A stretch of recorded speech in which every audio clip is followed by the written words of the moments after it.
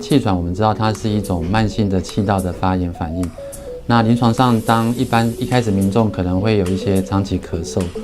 那有时候会合并胸闷，或是在呼吸的时候会有一些哮鸣音，做相关的一些检测，包含 X 光、肺功能，然后再配合整个病史，因为有些病人可能会合并一些过敏的体质、过敏的情况，所以这时候我们会整体的考量，来确定是不是有这样的一个诊断。在治疗上，其实我们大概会以吸入型的药物为主。那药物上，首先有时候会单用所谓的吸入型的类固醇，或者是考虑合并吸入型类固醇及乙二型的刺激剂吸入剂。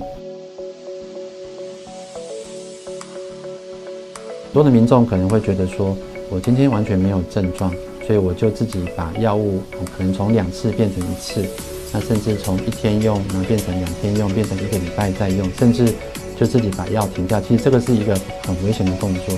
因为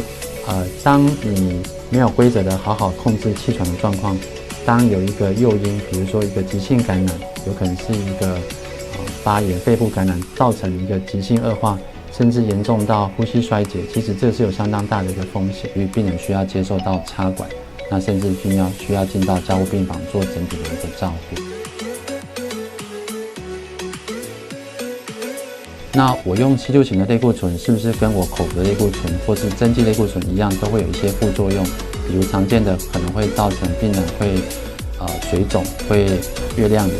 会水牛肩或肥胖。那其实这边要跟大家说明的是，其实我们吸入型的类固醇，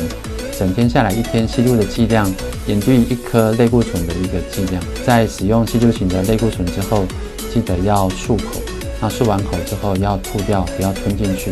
那就可以减少一些像声音沙哑或者是口腔包含一些念珠菌、霉菌的一些感染。